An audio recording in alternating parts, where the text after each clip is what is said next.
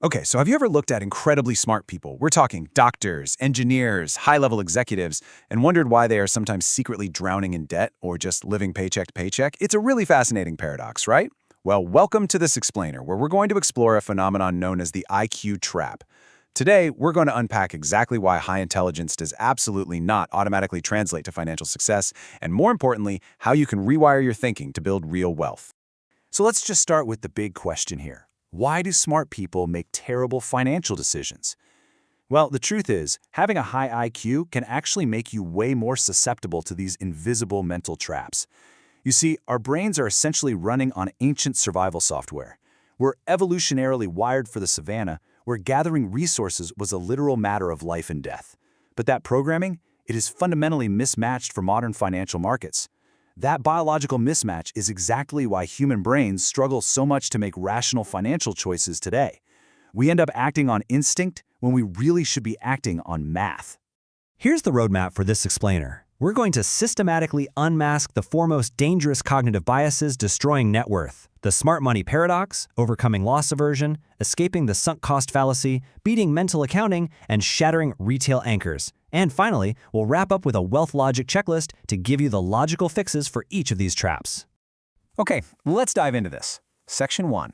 The smart money paradox.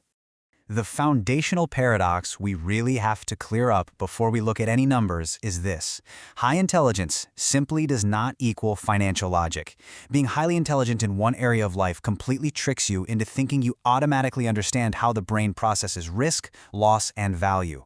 But without a solid understanding of behavioral economics, even the smartest, most analytical people will inevitably sabotage their own financial success through emotional impulses. We love to think of ourselves as rational calculators, but when real money is on the line, emotion almost always takes the wheel and blinds our logic. Moving right along to our first major cognitive trap in Section 2, overcoming loss aversion. Discovered by Nobel Prize-winning psychologists, the core of loss aversion is incredibly simple, but man, is it dangerous. It states that the psychological pain you feel when losing $50 is roughly twice as intense as the joy you feel when gaining $50. Because of this deep biological wiring, smart people will routinely hold on to losing investments way too long. And why? Just because hitting that sell button means permanently locking in the pain of the loss. Our brains will do pretty much anything to avoid that pain. Now consider the number 100. This bias is exactly why smart people keep vast amounts of cash stuffed under a mattress or just sitting in a basic savings account. I mean, it feels safe, right? But mathematically, keeping your cash there guarantees a 100% chance of loss in purchasing power over time, thanks to inflation. The fear of a temporary market dip completely paralyzes their logic, ensuring a guaranteed quiet loss. And this brilliantly illustrates how you can use the wealth logic fix to totally bypass that loss aversion. Step 1, you've got to redefine risk logically. Understand that holding pure cash is a guaranteed loss of purchasing power over time. Step 2, automate your index fund purchases on the first of every single month. Step 3, completely remove human choice from the investing equation. By setting up an automated investing system, you completely bypass the emotional fear of those temporary market dips. You don't have to bravely choose to invest when the market is down. Your system just does it for you. All right, let's hit the second trap in Section 3, escaping the sunk cost fallacy. So past experiences and bruised egos severely cloud our current financial judgment. The sunk cost fallacy is defined as continuing to invest money, time, or effort into a losing endeavor simply because you've already invested so much into it. It is, quite literally, your ego refusing to admit defeat. And smart people fall for this all the time. They'll pour thousands of dollars into a failing side hustle, or they'll keep repairing a totally broken down car simply to protect their pride. They tell themselves they've already spent so much they just can't quit now. The logical fix here is applying what we call zero-based thinking. You need to ask yourself, if I had not already invested in this project, knowing what I know right now, would I start investing in it today? The money you spent yesterday is completely gone. It's a sunk cost. If your answer to this question is no, you must logically cut your losses immediately. Wealthy minds never let past mistakes dictate their future spending. Let's move to Section 4 and see how this builds into our third trap, beating mental accounting. This bias deals with a really strange quirk in our psychology, where we actually view the exact same dollars differently depending on where they came from. Mental accounting is treating money differently depending on its source. Just imagine a highly educated professional who meticulously budgets their salary, tracking every single $10 lunch. But the very moment that same person receives a $3,000 tax refund or a work bonus, they instantly abandon all logic. They treat it as play money and just blow it on a luxury vacation. But here's the reality. The economy absolutely doesn't care how you acquired the money. A dollar is a dollar.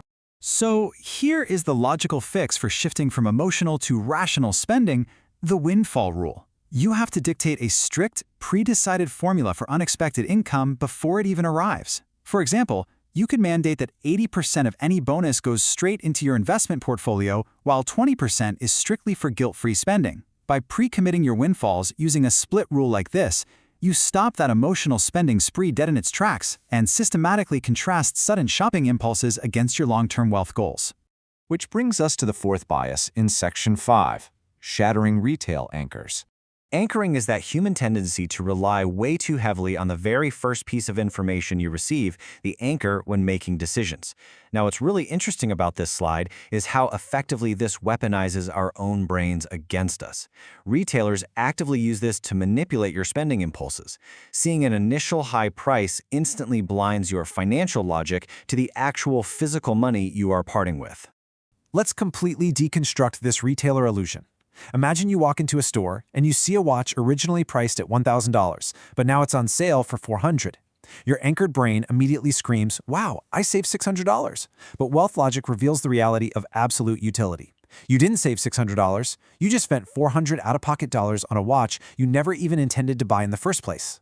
If you wouldn't walk into a store and gladly pay a flat $400 for that item, the sale is literally just a mirage exploiting your psychology.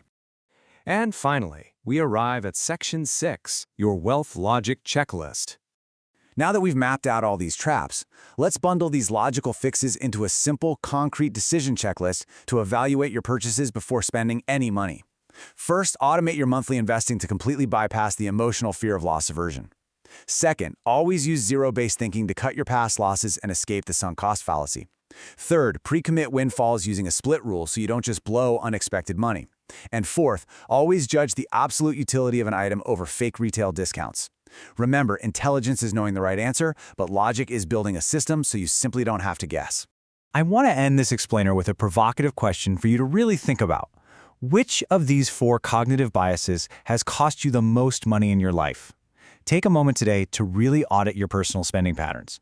Was it loss aversion that kept you out of the market? Was it the sunk cost fallacy that kept you stuck in a bad investment? Maybe it was mental accounting that drained your bonuses? Or anchoring that tricked you into endless sales? Acknowledging the trap is your absolute first step to escaping it. Master your mind, and the wealth will follow.